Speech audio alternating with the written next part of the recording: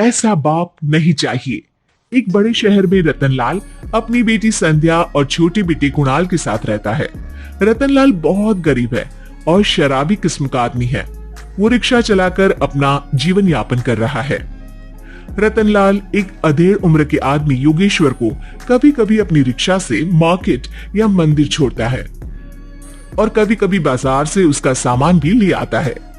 एक दिन रतनलाल योगेश्वर से कहता है, साहब आपके पास गाड़ी है, फिर भी आप कभी कभी रिक्शा से क्यों जाते हो? इन शहर की गलियों को आराम से देखना मुझे बहुत पसंद है। ठीक है साहब, मैं चलता हूँ, कल फिर आऊंगा।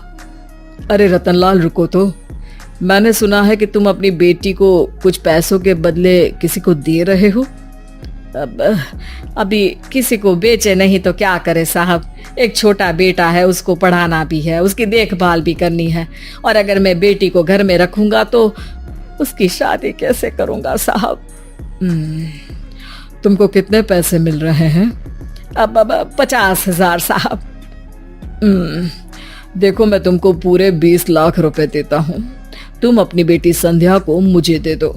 हैं? 20 लाख? धन्यवाद साहब, धन्यवाद, मैं कल ही उसे आपके पास छोड़ जाऊंगा साहब। अगले दिन रतनलाल संध्या को हमेशा के लिए योगेश्वर के यहाँ छोड़ आता है और बदले में 20 लाख रुपए लेकर घर आ जाता है। रतनलाल जिंदगी में पहली बार इतने पैसे पाकर बौखला गया। उसने एक अच्छा घर लिया।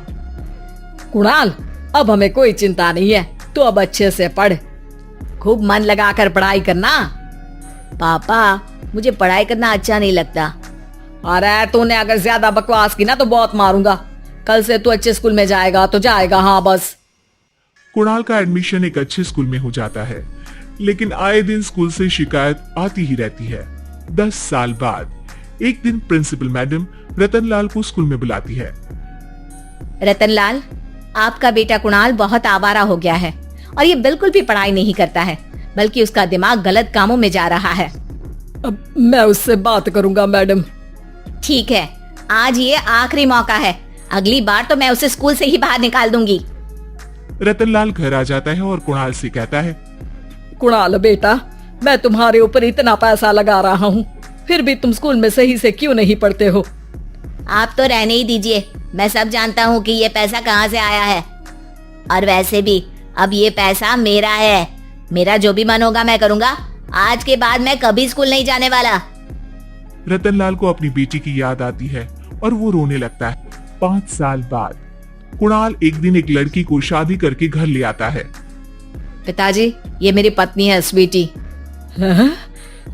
तुमने शादी कर ली? हाँ, शादी कर ली मैंने, दिखाई नहीं दे रहा? और अब से आप फिर से कमाना शुरू कर दो, बहुत बैठ कर खा लिया। कुणाल, तुम इस बुड्ढे को घर में क्यों रख रहे हो? देखो ना, ये शराब पीता है, इसे घर से बाहर निकाल फेंको। अरे स्वीटी, ये मेरे पापा है, कैसे बाहर निकाल दूं? और वैसे भी घर में कोई तो चाहिए ना काम करने वाला, नौकर समझ कर रख लो। इस बुड्ढी को तो घर से बाहर निकाल कर ही रहूंगी मैं कब तक इसके लिए खाना बनाऊंगी? स्वीटी एक दिन घर के बाहर पार्क में अपनी दोस्तों के साथ बैठी होती है। तभी वो रतनलाल को बुलाती है। पिताजी, मेरे कमरे में मैं अपना फोन छोड़ आई हूँ, जरा ला कर तो देना। हाँ जरूर, अभी लेकर आता हूँ। रतनलाल फोन लेकर आ जाता है। कुछ समय बाद स्वीटी के फ्रेंड्स भी चले जाते हैं। स्वीटी अंदर आकर शोर मचाती है। चोर चोर! कहाँ है चोर? मुझे तो यहाँ कुछ नहीं दिख रहा। अरे ये अलमारी खुली पड़ी है, जरूर किसी चोर ने ही खोली होगी। अरे कौन आया था यहाँ? यहाँ तो पिताजी आए थे बस। अरे बहू, मैं चोर नहीं हूँ। मुझे तो आप पर अब बिल्कुल भी विश्वास नहीं है पिताजी, क्योंकि जब आप पैसे के लिए दीदी को बेच सकते हो तो आप चोरी भी तो कर ही सकते हो। अरे लेकिन वो सब तो मैंने तेरे भले के लिए किया था ना। मैं तो कहती हूँ कि हमें इनकी कमरे की तलाशी लेनी चाहिए। तुम बिल्कुल सही कह रही हो, चलो। स्वीटी और कुणाल दोनों रतनलाल के कमरे की तलाशी लेते हैं और उन्हें वहाँ स्वीटी की ज्वेलरी और पैसे मिल जाते हैं। मैं तो पहले ही जानता था कि चोर आप ही हो। निकल जाओ मेरे घर से और दोबारा अपनी शक्ल मत दिखाना। रतनलाल आंखों में आंसू लिए घर से निकल जाता है।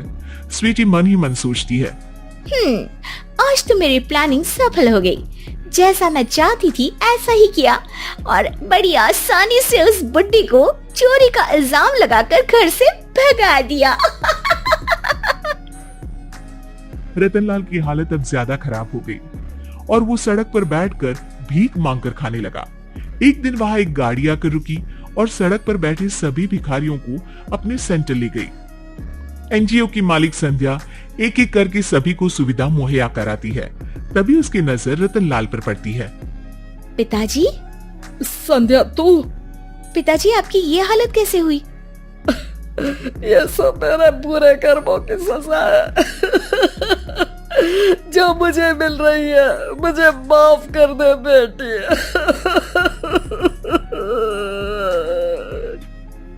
पिताजी, मैं आप पर बिल्कुल भी गुस्सा नहीं हूँ, क्योंकि आपने मुझे यहाँ भेजकर अच्छा ही किया।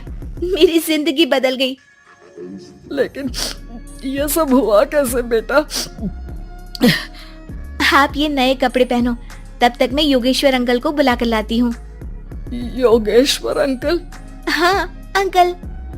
योगेश्वर जी ने तुझसे शादी नहीं की थी?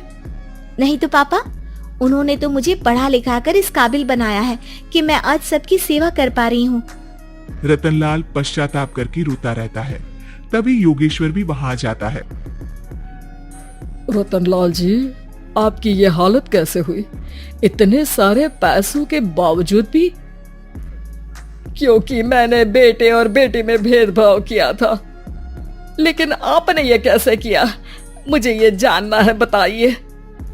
सालों पहले जब संध्या छोटी थी, तब मैंने एक बार एक आदमी से तुम्हें बात करते हुए सुना था, जो कुछ पैसों में संध्या को तुमसे खरीद कर शादी करना चाहता था। मैं उस समय एनजीओ में बच्चों के लिए ही काम कर रहा था और मैं किसी भी लड़की की जिंदगी खराब होते नहीं देख सकता था। इसलिए मैंने अपने जीवन की कमाई का एक बड़ा हिस्सा तुम्हें दे दिया था। सच में कितना गलत था मैं। मुझे माफ कर दो। अब आप दोनों मेरे साथ घर चलो और आज मैं अपना सच्चा प्रायश्चित करना चाहता हूँ। योगेश्वर और संध्या रतनलाल के साथ घर जाते हैं। स्वीटी दरवाजा खोलती है। चोर भिखारी, तो फिर से आ गया। चल भाग यहाँ से बुड्ढे। ये घर तुम्हारे बाप का नहीं, मेरा है। बाहर निकलो यहाँ से। रतनलाल कुणाल और संध्या को घर से बाहर निकाल देता है। योगेश्वर जी, अब ये घर आपका है और अब आप यहाँ एक और एनजीओ खोल सकते हैं। शायद अब ये सच्चा प्रायश्चित है। संध्या अपने पिता के गले लग जाती है।